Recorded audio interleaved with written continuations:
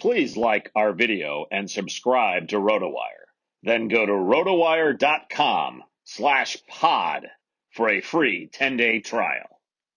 Welcome into the RotoWire NFL podcast. It is St. Patrick's Day here, and it is also the first day of the league new year. Mario, happy St. Patrick's Day. I see you're not wearing any green, so no. What's going on there? If you went to my grade school, you'd get pinched.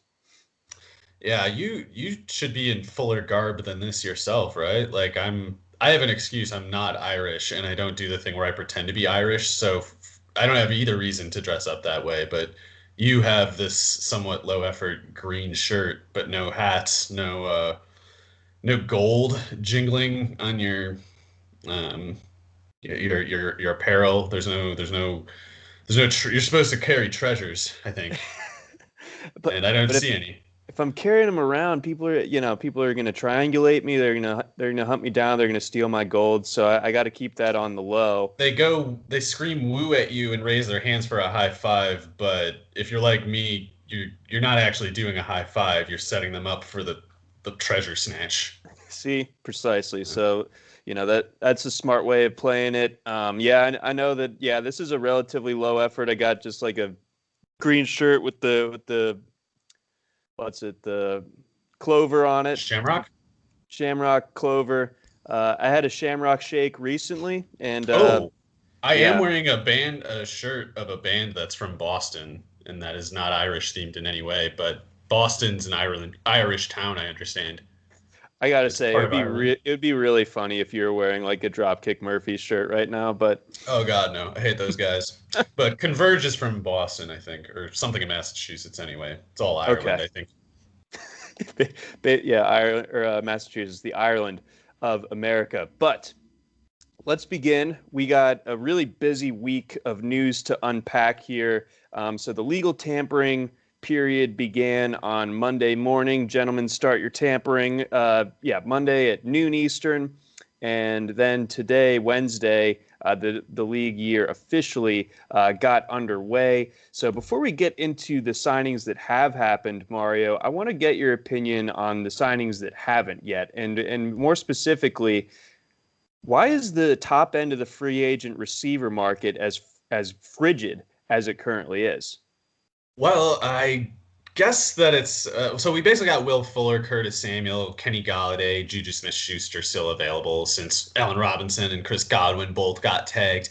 And maybe if those two would sign extensions, and maybe if they hadn't been tagged, we would have had a market set already. But closest guess that I have is that Golladay, Fuller, Smith-Schuster's agents were kind of thinking, we're going to get something like what Robinson and Godwin are getting, or, at least we need to know what they're getting before we know what we're demanding, kind of thing. So in the absence of that standard being set, these receivers that are still on the market, they, especially if you're a good one like Will Fuller and Juju and them, you're not worried about not getting a job if you don't sign soon enough, so they don't have any reason to really move. And the teams aren't going to offer in the meantime what they anticipate to be Godwin and Robinson type numbers.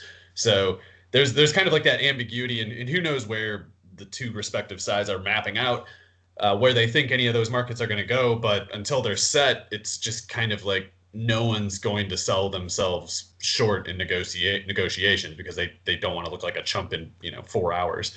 Right, exactly. Yeah, things can move so quickly. So I guess I just am surprised just because of, how quality they are. I guess the lowering of the cap and, how strapped certain teams are, it can all kind of play a role in this one particular thing being a little bit slow to get off the ground as far as the top end of the receiver market goes. And then, you also have, what's perceived to be a pretty deep receiver class coming in. Maybe people think that they can find their fix through the draft one way or the other. So either way, I am surprised that we're sitting here and some kind of lower level free agents are already looking at pretty nice deals or lower level receivers, even specifically looking at deals that we might not have been expecting while we're still kind of waiting on guys like you're saying, Will Fuller, Kenny Golladay, Curtis Samuel to ink. So we'll see what happens with them, and we'll check back in later this week on part 2 of our free agent frenzy podcast and see if they've found a landing spot just yet. But let's go ahead. Let's move on over. Kind of one of the more surprising developments, one that I don't think a lot of people saw coming, and it's completely counter to how they've operated basically under this entire last 20, 25 or 23 years or whatever. The Patriots, not just a little bit splashy, but like being the almost mid 2000s Washington football team level of splashy signings here. And I don't think a lot of people saw that coming, but what have you thought of that? And then specifically with the signings that they have made? Yeah, well, it's not a great position that the Patriots started with. They obviously mismanaged a lot of things in the past few years, and those mistakes put them in a difficult position right now. And that difficult position is the choice of, do you want to spend a lot of money, or do you want to know for a certainty that you're going to suck 2 years in a row? And I understand the criticism, the broader criticism of saying they spent too much. It's not good to spend this much in free agency. This is what losing teams do. And I understand that criticism, but to me, at this point, it's kind of like a gibberish criticism. It's not meaningful now. You're criticizing past actions. If you want to criticize the past actions, do that, but you can't say the past actions are somehow the current ones. And you're not fixing the past actions by doing nothing now to try to fix them. So it kind of reminds me of the Stafford trade with the Rams, when people are like, "Oh my God, why would you trade so much for Matt Stafford? Don't you know it's bad to have cap penalties? Dead money's bad. Don't you know that?" And it's like, yeah, they do know that, but in the Patriots case, it's like, we saw what happens when we go in with the kind of personnel that we had last year. It's just bad. It sucks. You can't play that way. They were like the least watchable team. Yeah. Like I enjoyed watching the Jaguars more than I enjoyed watching the Patriots last year. Yeah, it's not good what they were last year, and given the off season as the only chance to fix any of that, you have to spend in free agency. You can resign to having the same bad team, or you can try to do something to change it. And yeah, it's more ideal to have a Jonnu Smith on like a rookie contract or something, but there's no way for them to assemble this personnel that they did through the draft. And they have the money to spend it, so who cares? It's not like this is egregious. I guess I personally don't really like the Kendrick Bourne signing that much, but even so, it's not an egregiously expensive one. And we still don't even know the exact dollar figures for these things. We never figure out the exact dollar figures for these things for at least like a couple weeks. And even then, it's like we need over the cap and people like that to explain some of these esoteric contract mechanisms that they've got going on to make the money basically look different than what it actually is for all practical cap purposes. So if it turned out that Kendrick Bourne is playing like on a 2-year, $13 million deal, like who cares? Doesn't matter. Were they going to get something for saving that money? Or do they have a big contract extension that they got to make right now? I don't see anything. It's like, so they could either spend that money on extensions for players who they don't really have a reason to right now, or they can go spend it on people like Jonnu Smith and Hunter Henry, which I think is like, I understand why people with those two fantasy investments are disappointed, and why they might be thinking like, oh, damn you, Belichick, Hunter Henry should have gone to Jacksonville or something.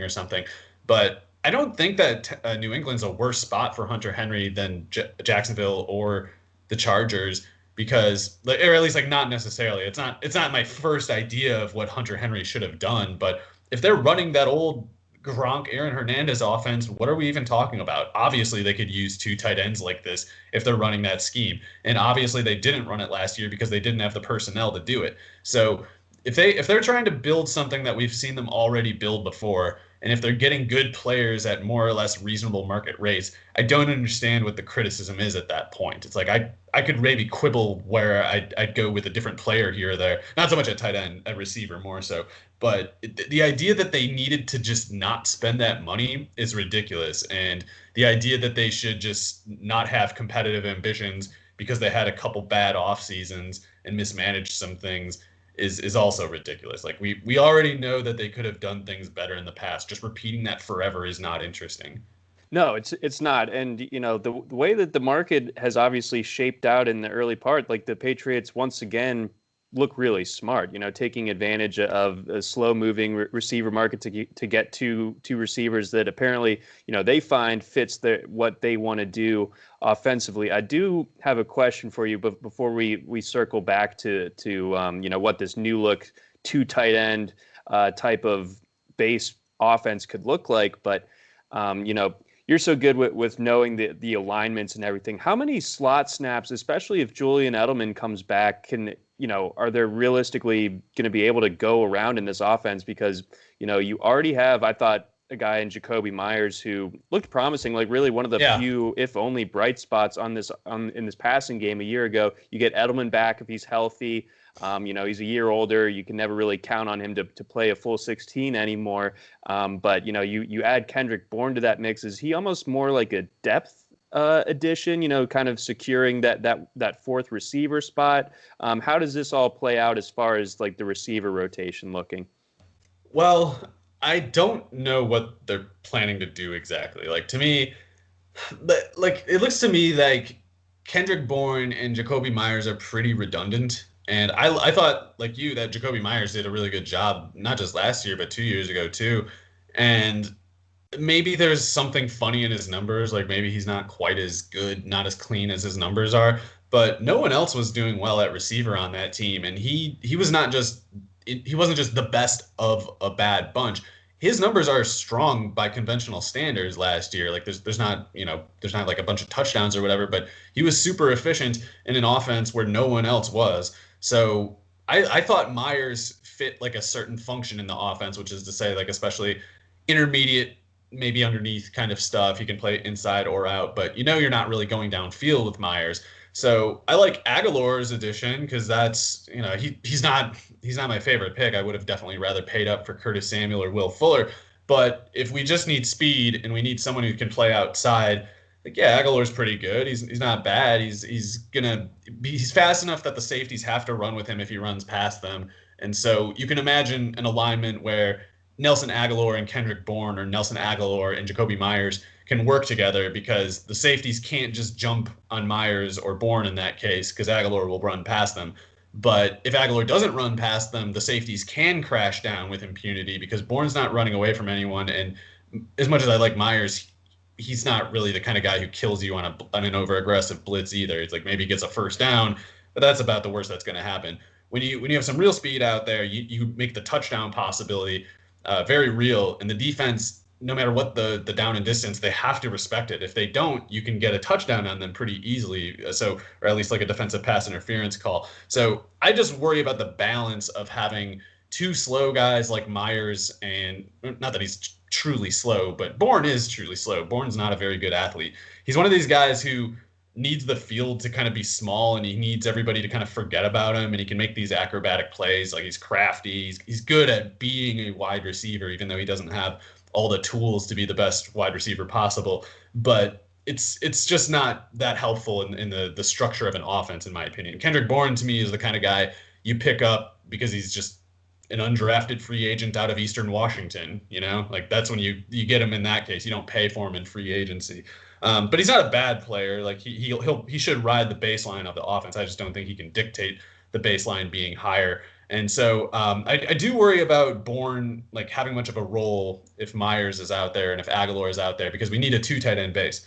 Like last year, Ryan Izzo, Devin Asiasi, and Dalton Keene combined for like not even 1,000 snaps, and we're going to need 1,500 between Henry and Jonnu Smith alone. So that's upwards of like 500 snaps that we're going to receivers, or I guess it could have been offensive linemen or something, but like there's a lot of snaps that they have to create for tight ends that weren't there last year.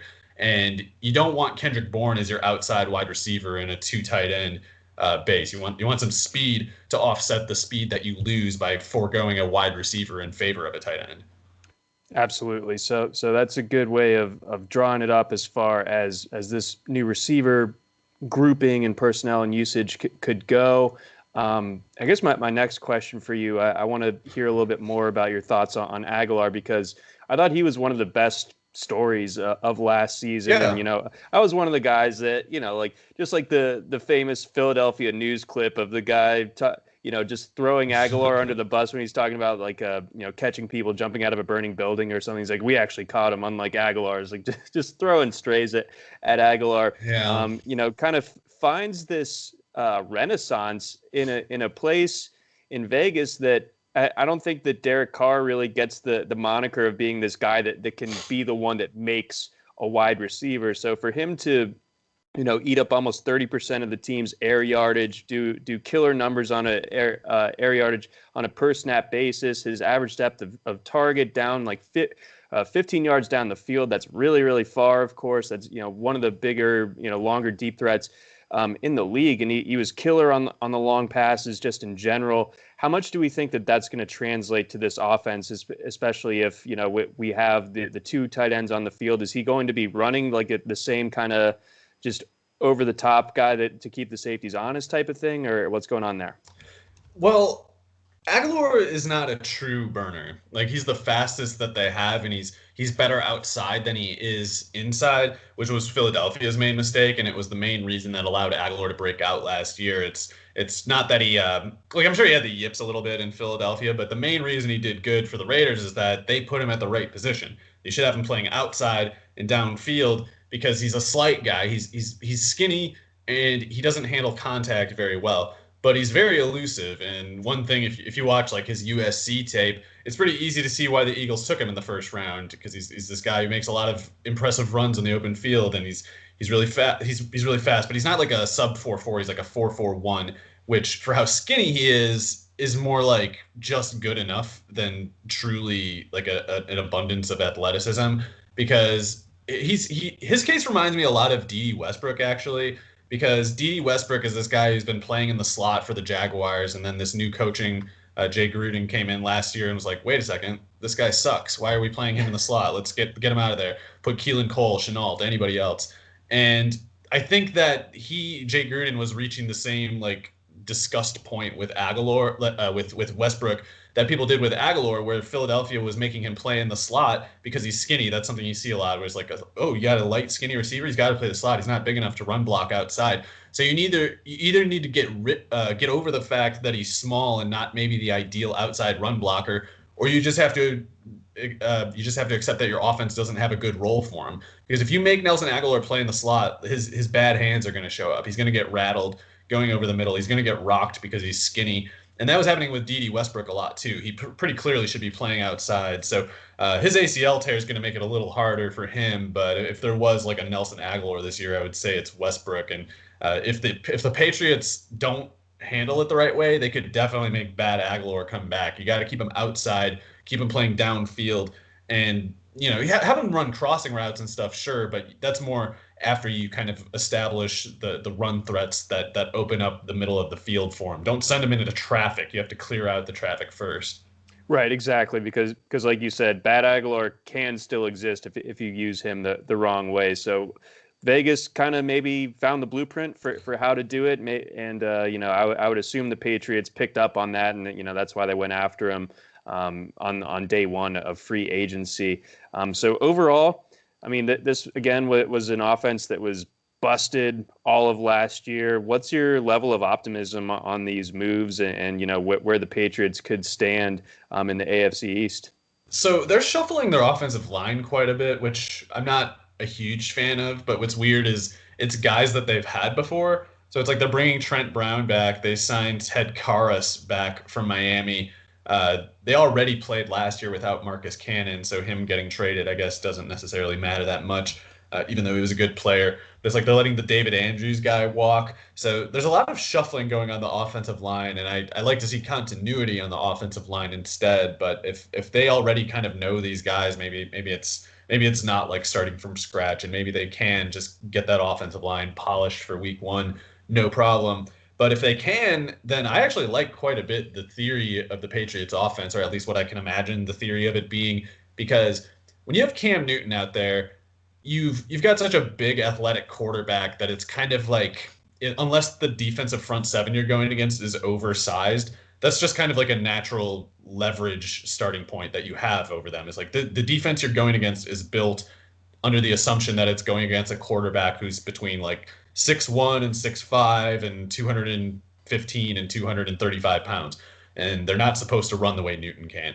But when you got a 250 pounder who can run like Newton, it's kind of all of a sudden like the defense needs to reconsider its personnel just at that start point. It's like we can't put our 210-pound dime linebacker out there. We need to reconsider how we handle that. And it's almost like, to me, when you start with Cam as the foundation and then you add almost, I guess what I'm almost thinking of is like almost those old Georgia Tech offenses, but instead of having an all-option quarterback, you have Cam, and instead of having two jet sweep backs, you have Dalton, you have Jonnu Smith and Hunter Henry, and maybe Dalton Keene eventually. And those two guys kind of function anywhere from running back to tight end to receiver, because that's the kind of athletes, that's the kind of versatility that they pose. And with Cam being the rushing threat that he is, you can leverage that into a certain like default approach from the defense. Like if you as a defense don't account for the Cam running threat, they can just take it until you do.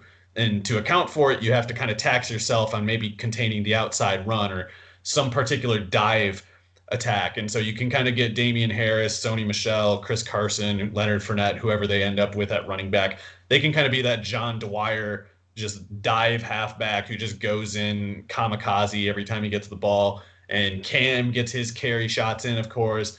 That all of this gets leveraged into play action looks to the tight ends who keep the defense a little bit off balance with some screens here and there. You use a lot of motion, a lot of deception, and you kind of make like a jumbo pistol offense that kind of bashes the defense a lot with this run kind of foundation that can turn into more of a passing attack, just because these guys who are plus blockers are also dangerous as pass catchers, especially if you're trying to cover them with like smaller defenders. So there's ways that I think you can leverage the pieces of this New England offense into something pretty smart and difficult to anticipate, because with that kind of versatility in the personnel, it's just hard to know what you need to do as a defense. Like you can go out there thinking you have a good idea of what plays they're going to run, but if they come out there with just ambiguous personnel and they're kind of doing an amoeba offense, like all you really have is the down and distance to try to guess what they're doing. And if you guess wrong, they might get like three blockers with a running back with a 3-blocker advantage running on the weak side of your defense. And, people like to say the run game doesn't matter, but if you give up plays like that, it'll mess with your head as a defense and you won't know what plays you need to call to get it all fixed. You can conceal a lot, and you can cause like physically painful sorts of outcomes for the defense if they guess wrong. So yeah, it reminds me a little bit.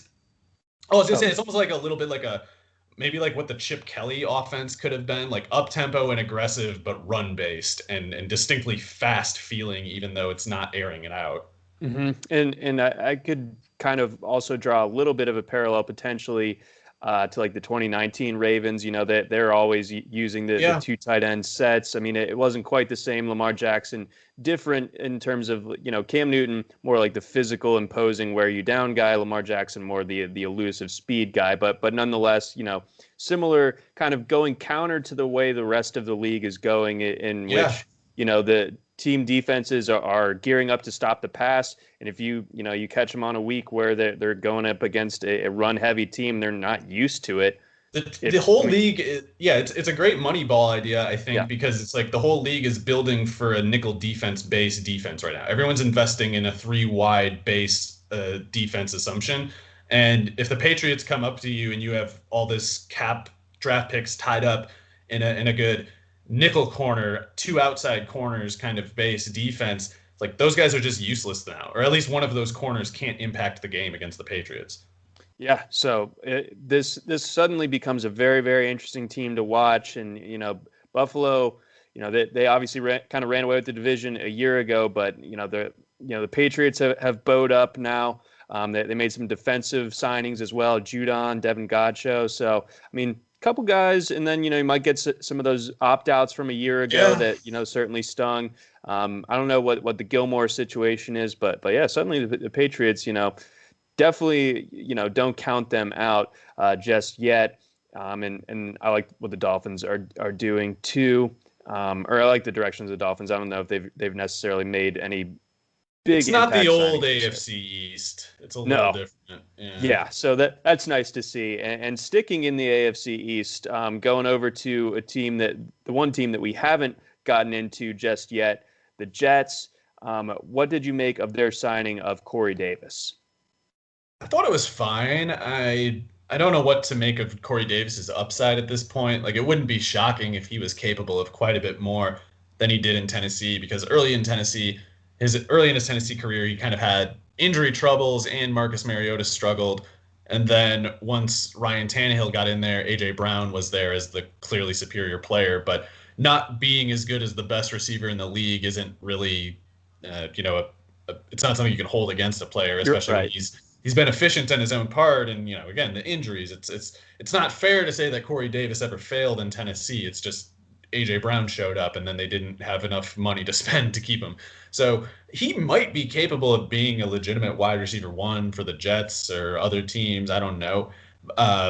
In the meantime, it's hard for me to get a sense of what to expect from that offense. Like, I have trouble figuring out what I expect that offense to look like. I don't believe the theories about Zach Wilson going second overall to the Jets. I think Zach Wilson will be the fourth quarterback taken, and I think the second pick is either going to be Justin Fields, maybe Trey Lance, maybe a Deshaun Watson trade. That's kind of how I'm looking at it at that spot. So that's like a range of things, and in each case, I can kind of start to figure out, or at least I get an idea of like what I think it'll look like. Not knowing which of those ahead of time, though, is more likely than the other makes it impossible, because Deshaun Watson is very different from Justin Fields, who's very different from Trey Lance. So I don't know where any of that's going, and I don't really. I know it's supposed to be in ostensibly a Shanahan kind of offense with Mike LaFleur there, but I just don't know.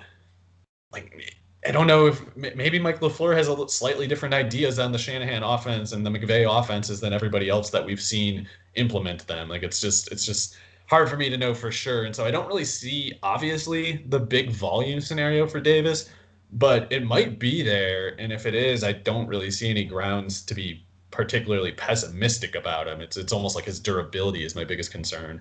Right, because those injuries, especially early in his Titans career, kind of stifled things a little bit, but he had a really strong contract year this year, of course, and obviously ended up getting paid handsomely for it. Career highs and tied the career high in catches, yards, touchdowns, set a new career high on and 10.7 yards per target. So really, really strong numbers across the board. So whatever the Jets quarterback situation ends up being, I think will kind of help dictate my level of interest in Corey Davis.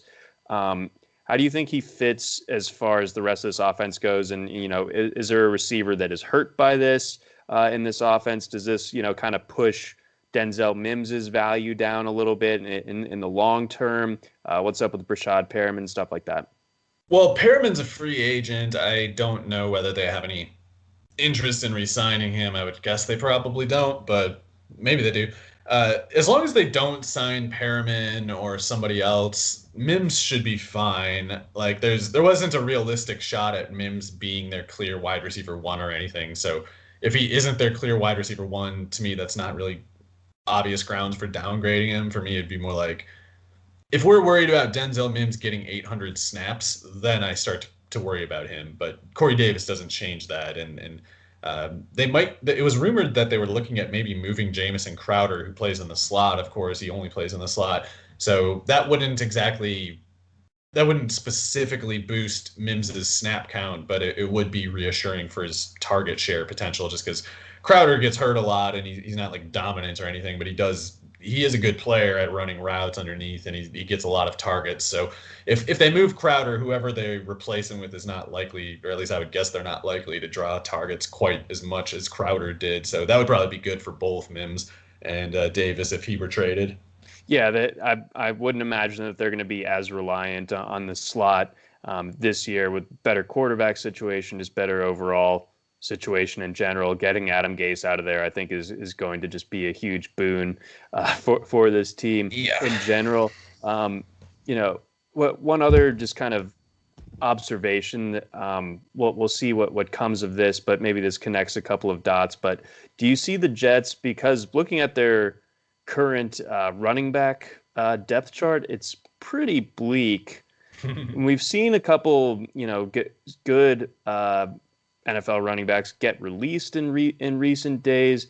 Do you think that a guy like Damien Williams could potentially be a fit for the Jets? Maybe. I mean, Damien Williams is a 220-pound guy who catches the ball really well and is fast, but the fact that he never broke out before playing for the Chiefs might indicate that he lacks vision, and so he might need space manufactured for him. But if he has the space manufactured for him, I think he can capitalize on it about as well as pretty much anybody. But both with Miami and at Oklahoma in college, he never was that explosive of a runner, like not as explosive as you would expect someone as strong and fast as him to be. But yeah, he can run, he can still move, and maybe this offense will be competent. Like maybe Mike LaFleur will be as good as Matt LaFleur and the McVay coaching tree and the Shanahans. And if so, then yeah, pretty much any running back would kind of have an easy task in that case. But in the meantime, I have no sense for what they plan to do with their backfield. I guess they could be going after one of Najee Harris or Travis Etienne in the draft. So that's a pretty big possibility, I guess. In the meantime, I would say Ty Johnson is their best running back because Michael Pirine I don't think is very good. And Ty Johnson looks like he's kind of bad as a pass catcher, though, is the thing. So, which is weird because he's such a fast guy, but he's been just not effective as a pass catcher and pretty good as a runner. So, as Phillip Lindsay and his like cold reception from the Broncos showed, being a speed back without a proven passing down skill set is a good way to get just pushed aside. So I don't know what. As far as in-house options makes much sense for them, but Pirine to me is just like, I don't know, just some guy who's gonna ride the baseline at best. Yeah, replacement level type of guy. Let's get on over. Got a couple of weird quarterback signings, but notable ones nonetheless. Let's start things off. Ryan Fitzpatrick to the Washington football team. Did you see that coming at all? I mean, I guess we had to figure that there was going to be some sort of added competition for Heinicke, but I'm not sure that I'm slam dunk thinking that Fitzpatrick wins that job over Heinicke unless there's some kind of political motive, organizational motive, more specifically, right. To just have Fitzpatrick be the starter. But I thought Heinicke did well enough in that playoff game to warrant it. But I knew that he needed some extra competition. Fitzpatrick just kind of adds drama wherever he goes, basically. So I mean, what's going on here? Well, he's definitely more favorable for fantasy purposes than someone like Kyle Allen or Alex Smith. Like that's to me the only tangible takeaway. I've seen a lot of people who apparently have spent too much time on the internet or something, and they forgot that the Ryan Fitzpatrick being epic thing is supposed to be a joke. It's not that serious. But now we have this thing where Ryan Fitzpatrick signs with Washington, and you got all these people going like, "Oh man, it's on now. He's so good. Oh man, Terry McLaurin's gonna really go Megatron finally now that he has Ryan Fitzpatrick throwing the ball to him." So that's embarrassing. He sucks. Like it's fine. He's the best they can do, and good for him being an old quarterback making it work. Ryan Fitzpatrick has been a bad quarterback his entire career. He admittedly did have probably his best 10 games or whatever last year. Yeah. But I'm sorry, 10 games just can't really matter that much to me when I've got 13 years of him being just bad before that. Yeah, the other shoe's going to drop eventually. Like it was always like clockwork that he would turn into a pumpkin. Like at some point.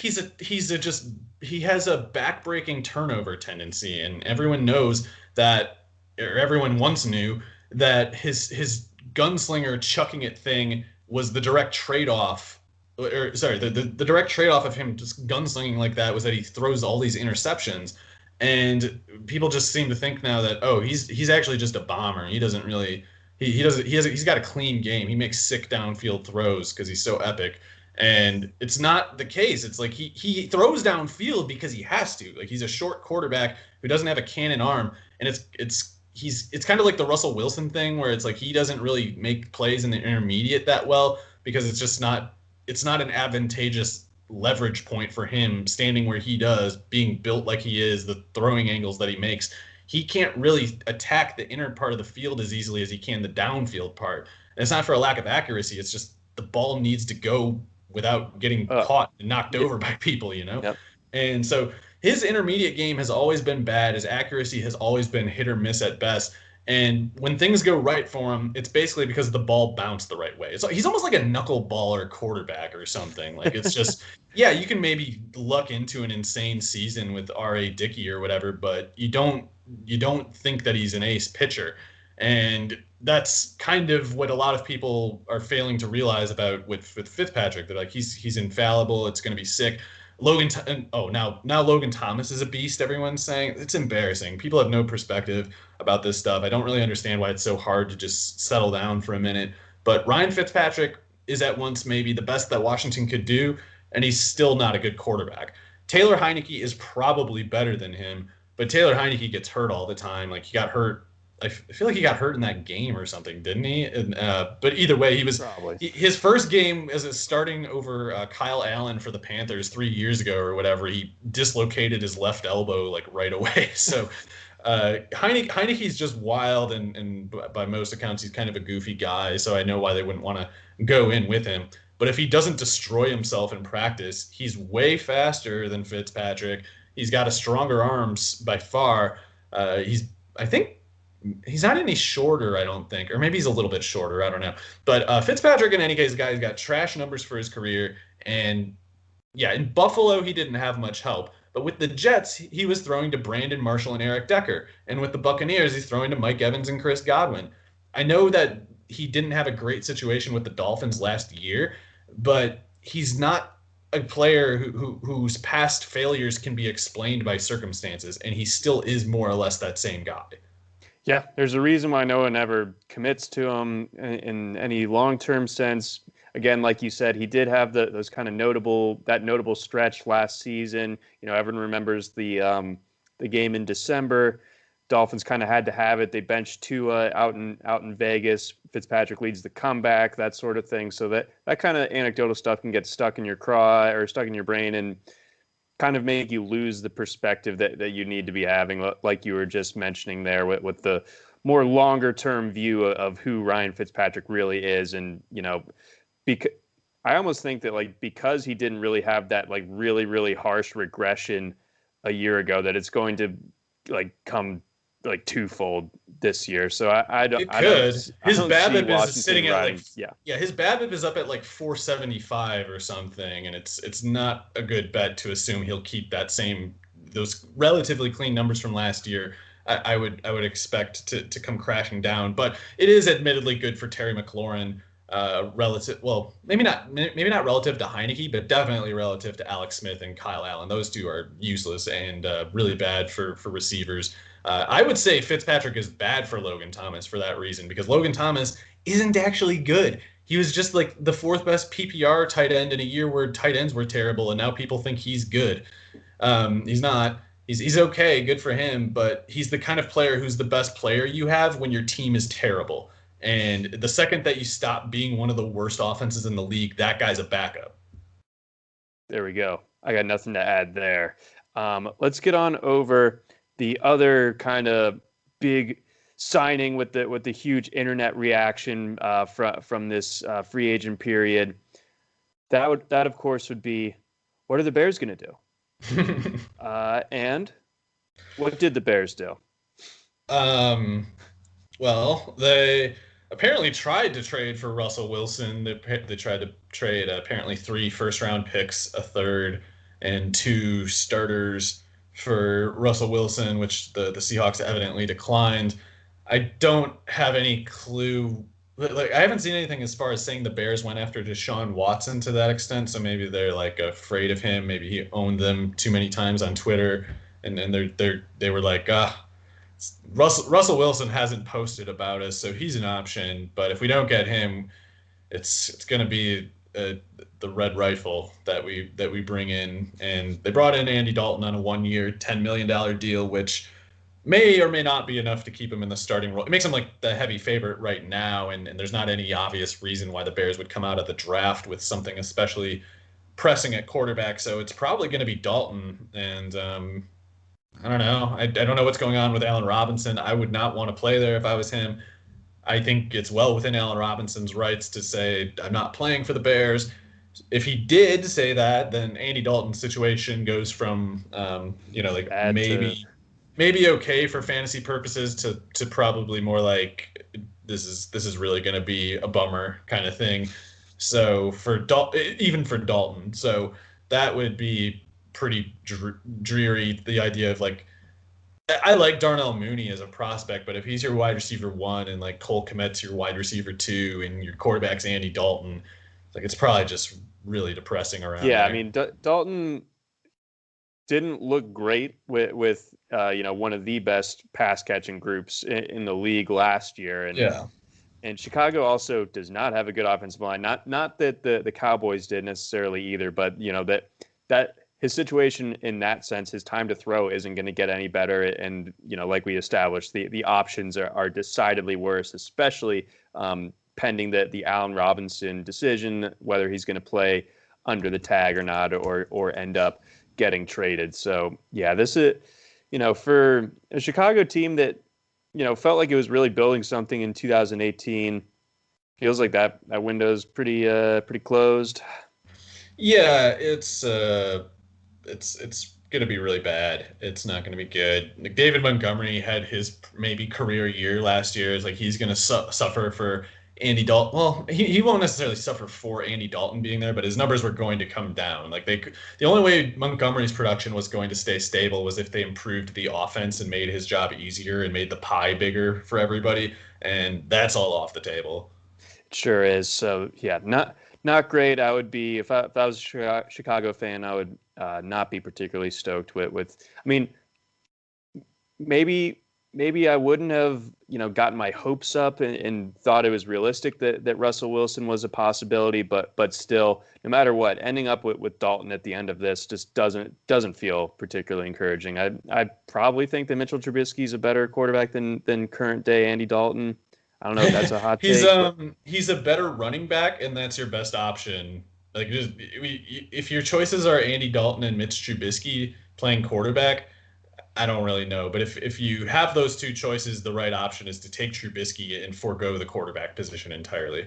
Yep. Then really fire up the Georgia Tech offense.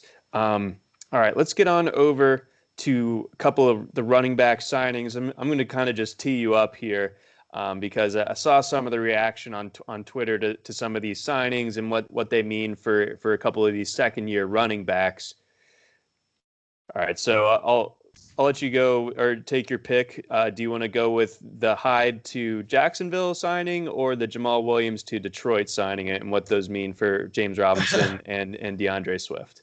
Yeah, so I might just be a dupe, like falling for cynical media practices and making too much out of something that's just race to the bottom type content, where every time a running back signs with a team where there's already a running back, that running back that's already there is over, man. If some team signs a second running back, that starter is never playing again. No. And as we know, every good running back in fantasy football is the only running back on his team. So if a team signs a running back, it's just done. Pull the plug. There's no hope. And also, the older, more washed up running back is always better than the one on his rookie contract. Always. Yeah, because if you sign a running back, then the running backs that are already on the team are never going to play again and are bad, and probably you should hate them. But so Carlos Hyde, who sucks and already played, he played with Jacksonville for like 7 games that Nick Chubb rookie year, and he had 3.3 yards per carry after they traded a 5th-round pick for him. Mm-hmm. And then what has he done since, other than have like 4 good runs as a bench player for the Seahawks? So, and then he got hurt. So Carlos Hyde is this guy who he's pretty fast for how big he is, and he runs hard. Like, he's not a fun person to tackle, but His vision has never been good because he doesn't find the open field. Despite all of his ability to break tackles and run away from people, he just gets caught all the time.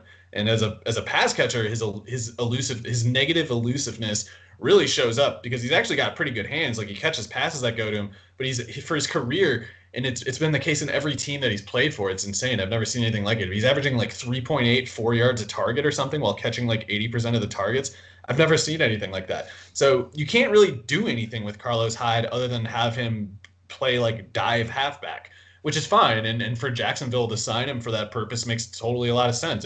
If Robinson needs a breather, or if Robinson just, gets 3 carries on a drive and they have a 3rd and short and they need someone to run at 110% straight at the first down marker who's gonna hurt somebody who tries to tackle him before he gets there, Carlos Hyde can do that. But if you want to run the entire offense, it's not going. Like, he can only do a certain number of plays, and none of which are really passing situation ones, which is as much as I hate the PPR mania of the day, and specifically the ideologies that spring forth from PPR economic incentives, I think it's pretty significant that James Robinson never left the field in passing downs last year. Like, people talk about, like, oh my God, he got 80% of their carries. That's never happened. That doesn't happen ever. Like, it also doesn't mean anything because they had the fewest carries in the league. They had like 337 carries as a team last year. Mm-hmm. James Robinson can afford to get 70% of the carries or whatever less than last year and still come out with more carries because they're not going to suck as much. They're going to run the ball more because they won't be losing as of 10 minutes into every single game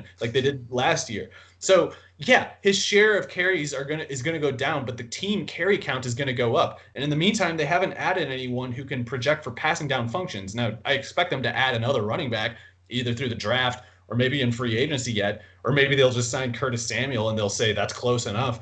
But that's what we're looking at the moment. This idea that Carlos Hyde is going to just kick aside James Robinson as a pure runner has no basis. And the idea that he's going to take any passing down work is just wrong. It's stupid. So I know most people didn't freak out too much about the James Robinson thing. Some people did. And I might be dumb for thinking they were sincere because it pretty much is incredible that someone would actually believe that. It's also incredible to me that anyone would think Jamaal Williams is a threat to Deandre Swift. But it makes a little more sense because at least Jamaal Williams can play passing down stuff. Like, right. He can pass block, and if you throw him the ball, he generally will catch it. But I also think that Jamal Williams was the best case scenario for Deandre Swift because them signing Jamaal Williams means, knock on wood anyway, means they're not signing a Chris Carson or even a Phillip Lindsay or something. Like, there are a bunch of players who are much more threatening from scrimmage than Jamaal Williams, and the Lions did not sign them. They signed him, who is a threat to precisely, I guess, in addition to pass blocking stuff, Jamaal Williams could get like short yardage work just because of the reasoning of like, oh, well, he runs so hard. He's such a bruiser or whatever. I think if they take that approach, it will fail. Like, he can't run. He's not good with the ball. He doesn't make big plays. He breaks some tackles, and people really stick to the optics of Jamaal Williams. Like, they really stick to the optics of him running real hard on the field and trying real hard and doing a funny dance. He's got the taped fingers instead of the gloves. He does the cool thing, and everyone agrees he's a great deal of fun, and that's fine. I'm glad that he's doing well as a running back. Like, I'm glad he got paid a little bit, but he's a bad running back. He's terrible from scrimmage. There are not 5 worse running backs on an NFL roster who are worse from scrimmage than Jamaal Williams. Look at his career. No explosiveness. He's right at like 3.8 yards per carry his whole career. He's got the ball. 140-yard run his entire career on 500 rushes. Yeah, Jamaal Williams does 2 things. He never fumbles, and he can pass block, and he can catch the ball. But even insofar as his pass catching usage goes, it's ill-conceived because he's so unthreatening with the ball that the fact that he's catching the ball doesn't actually help. It's kind of like a less severe version of the Carlos Hyde deal. It's like Carlos Hyde can catch the ball too. He is perfect at going nowhere with it afterwards, so it doesn't matter that he's catching it. Something like that is true about Jamaal Williams too. And Detroit, I think, will find that out. Now, maybe they don't think it's true right away. Maybe DeAndre Swift does get 3 or 4 goal line touchdowns poached by Jamaal Williams. But when the time comes for them to need a competitive play from Jamaal Williams, and if they pass up Deandre Swift on that play for Jamaal Williams, they're not getting the first down. They're not getting the touchdown. And if they keep doing it, that's how a coach's seat suddenly gets hot. Well, we'll be optimistic on our Dan Campbell, and we'll trust him to do the right thing. So, I mean, I think Williams is a totally fine backup or RB2, but I think that they know with what they spent on Deandre Swift and what they got out of him, especially down the stretch last year, that it'd be foolish to really, do anything but, take the restrictor plate off and just let Swift do his thing. Yeah, Dan Campbell has been saying from the start he's thinking Alvin Kamara for Deandre Swift, and I thought Deandre Swift was underrated to start with in the redraft, 2021 redraft. And if his market actually suffers for this, that would be insane, and it would pretty much make Swift my number one target for the time being. Like I would feel compelled to go sign up for drafts to get Deandre Swift shares if his price goes down over something as stupid as this, because to me, he should be, with the Saints offense being basically a question mark at this point, I don't really see a good basis for having Alvin Kamara so far ahead of Swift, and definitely not far ahead of Eckler. So those three guys are the same category of running back to me. It's like, we know they're not getting 300 carries. We know that they're not going to get a lot of, well, I guess Alvin Kamara's case, he got a lot of rushing touchdowns, but it wasn't so much specifically like a goal line emphasis. It was like he just scored a lot because the Saints scored a lot. He's awesome. Yeah. Yeah, and he's really good. But the idea that that's a guarantee to keep happening with the Breeze offense gone and the Winston Hill offense arrived seems a little hasty to me. And I say that as someone who thinks Jared Goff is terrible. Like, I don't think the Detroit offense is going to be good, but I don't think it needs to be good in PPR anyway. I don't think it needs to be good for Swift to clearly be like a top 15 pick. Like his usage is almost the same as theirs. Like, I don't understand what the PPR argument is against Swift. It just doesn't go anywhere. Nope. So if he starts falling outside of the top 15, and we'll definitely check back in on the it's going to be really interesting next week to check back in on ADPs come next week, because if your theory is correct and Swift's ADP suffers for this somehow, then yeah, it might not. I can't tell if anyone's serious about this anymore. It's like Jamal Williams runs hard, which he has to do because he has to run at 110% to be 85% as good as any other running back. And that's not a threatening category of player to Swift. Nope, I don't think so either. So I think that some good laying down of the law there. I think that's going to do it for this edition of the Free Agency Frenzy. We'll drop part 2 a little bit later in the week. But for Mario Puig, I'm John McKechnie. Thanks for listening. Please like our video and subscribe to RotoWire. Then go to rotowire.com/pod for a free 10-day trial.